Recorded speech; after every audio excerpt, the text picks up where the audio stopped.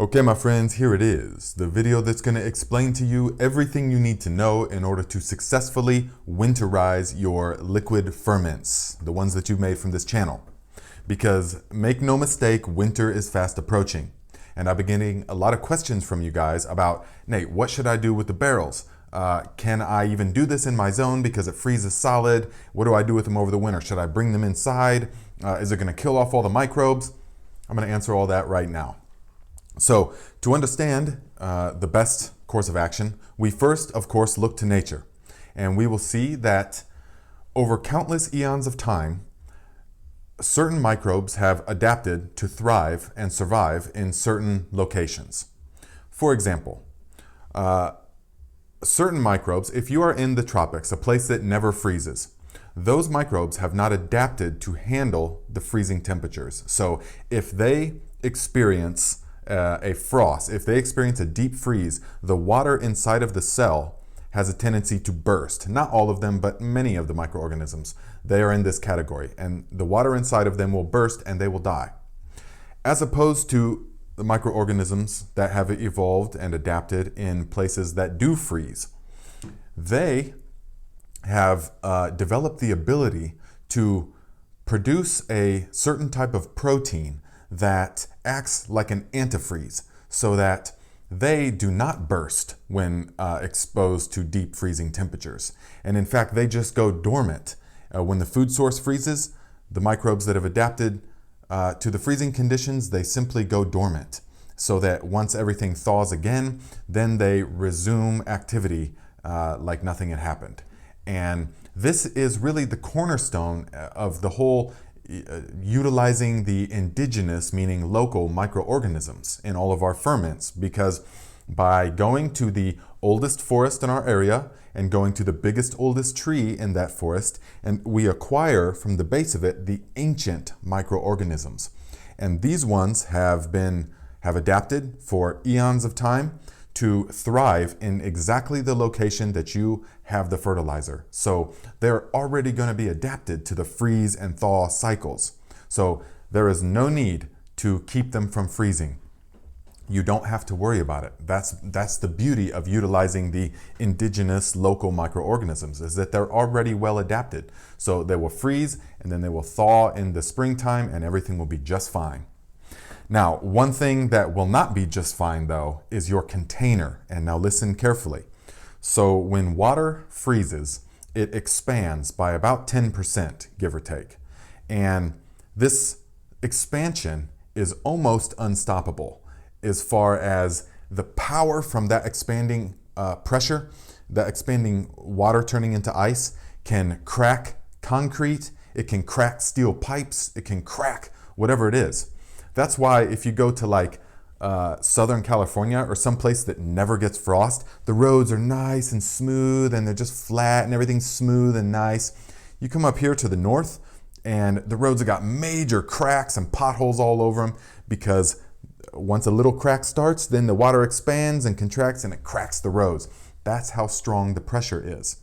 And so we have to take this into consideration, because for example, if you are in northern Indiana, zone 5B, 6A, where all of January and February, things typically freeze completely solid, if not December through March, it will freeze totally solid. It will be, below freezing for weeks or months at a time. And the lakes will freeze so thick that we can drive a car on it. So it gets that cold. Now, if you just have the 55-gallon drum and you leave it full and you just leave it outside, then when it freezes solid, the pressure of the weight of all of the ice and the pressure of that expansion is going to crack the bottom of your barrel. And then when it thaws out, it's all going to leak out on the ground, wasting all of your fertilizer. Believe me, this is heart-wrenching, I know, from experience. So we must not let this happen. Now, how do we do this? It's actually quite simple. We are going to drain the receptacle until it's mostly just the solids left, and then maybe a third of the water. That way, when it does expand, there's not going to be the weight or the pressure that's going to crack our barrel.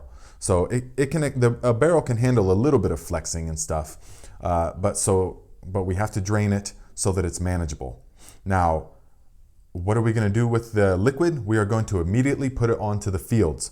We're going to put it onto, for example, in another 2 weeks or so, we're going to be planting garlic. And so when I winterize these barrels, I'm going to take it straight and I'm going to dump it right on the ground where the garlic is going to go.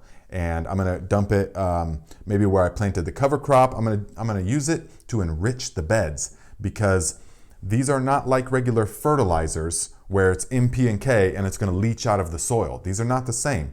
These are biologicals, and so they are going to stay in the soil and they're going to help bolster the life in the soil. So we're going to utilize it to feed the soil, and then also we're going to pour some on the compost pile. We're also going to set a few buckets of it aside for here in another few weeks. We're going to be doing making our own leaf mold. Now this is different than the leaf mold for the ferments. This is like mulch and soil out of leaves, but we're going to be utilizing some of this stuff that you will see. You'll see how to do this. So there you go. So you don't have to worry about the microbes dying because you're using ones that are already adapted, and you do have to worry about the barrel bursting. So whatever you got to do to keep that from happening is what to do. And I suggest just draining it till there's only a third left, and everything will be fine. Okay, guys, I want to tell you that as the winter season as the summer season comes to an end, the winter season of growing is just beginning. So you can utilize the links in the description to get your supplies. So we're going to be starting, if you want to learn to grow mushrooms along with us this winter, then get the supplies. We're going to start with the Lion's Mane spray and grow kit, and then after that we will do the yellow oyster spawn bags. And so the only reason I'm doing it now is because I have to make the video. I have to do it first to make the videos for you guys. But you can get your spawn and just keep it in the refrigerator for another couple weeks. We'll start these videos in like 3 to 4 weeks from now, once everything is done on the outside, okay? Because see, it's already starting to fruit. And if you use the promo code Garden Viking, then you get 10% off, and that helps the channel.